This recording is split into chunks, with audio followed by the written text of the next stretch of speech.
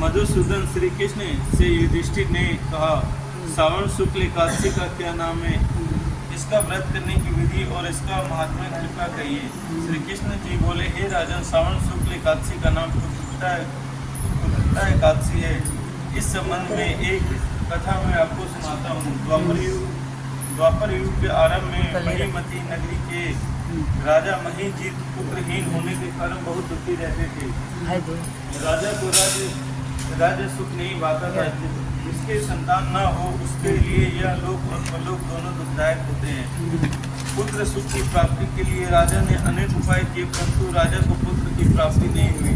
आयु ढलती देख राजा ने नागरिकों की सभा बुलाई और इस सभा में राजा ने कहा, हे प्रजाजनों, मैं इस जन्म में तो कोई पाप नहीं किया है, अन्याय से उपार्जित धन भी मेरे पास नहीं है। मैंने कभी देवताओं और ब्राह्मणों का धन भी नहीं छीना है, किसी दूसरे की धरोहर भी मैंने नहीं ली है। प्रजा को पुत्र समान पालता हूँ, कभी किसी से घृणा नहीं की है, सज्जनों की सदा पूजा करता हूँ। इस प्रकार का धर्मयुक्त राज्य किया है, किंतु मेरे पुत्र नहीं है। इसके क्या कारण है? राजा महीजीत के इस कष्ट को समझ मंत्रीगण तथा प्रजा प्रतिनिधि वन में गए और ऋषि मुनियों के दर्शन कर राजा की कामना की पूर्ति के लिए श्रेष्ठ साधन को खोजने लगे। अचानक एक आश्रम में उन्हें धर्म के ज्ञाता तपस्वी जितेंद्रिय धर्म के झूठ तत्वों से जाने वाले महात्मा लोकेश मुनि मिले। महर्षि लोकेश की दीर्घ आयुधारी है।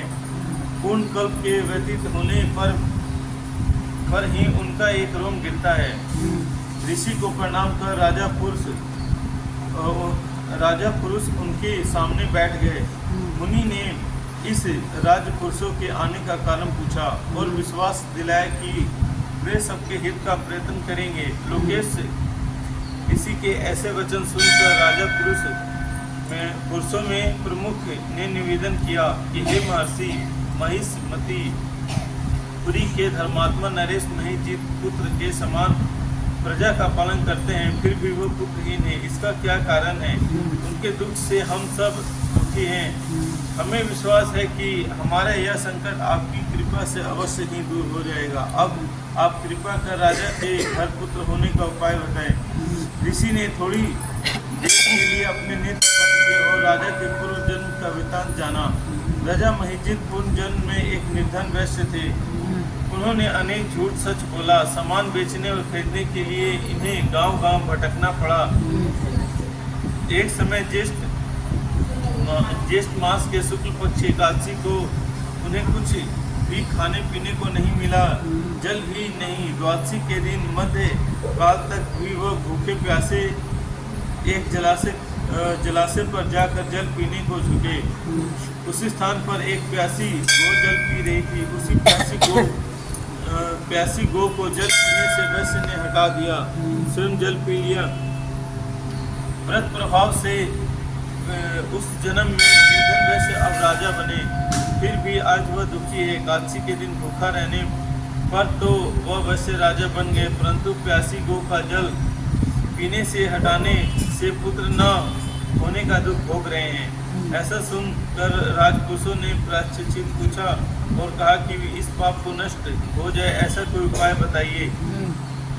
दयालु ऋषि ने कहा कि श्रावण शुक्ल पक्ष एकादशी को पुत्रदा एकादशी भी कहा जाता है। राजा और तुम सब लोग व्रत और जागरण करो, इससे राजा का पूर्व जन्म का पाप अवश्य नष्ट हो जाएगा।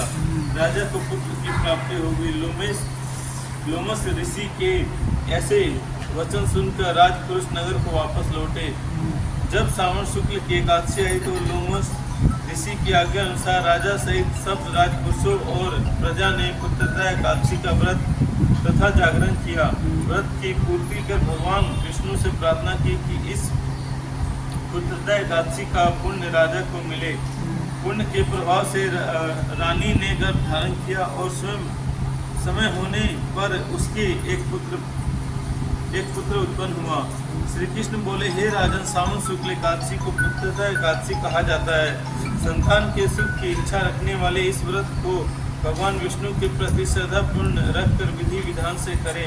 भगवान विष्णु उनकी इच्छा जरूर पूर्ण करते हैं। इस व्रत के महात्मा को सुनने से मनुष्य के पापों से मुक्त हो जाता है। इस लोक में सुख होकर स्वर्ग को प्राप्त करता है।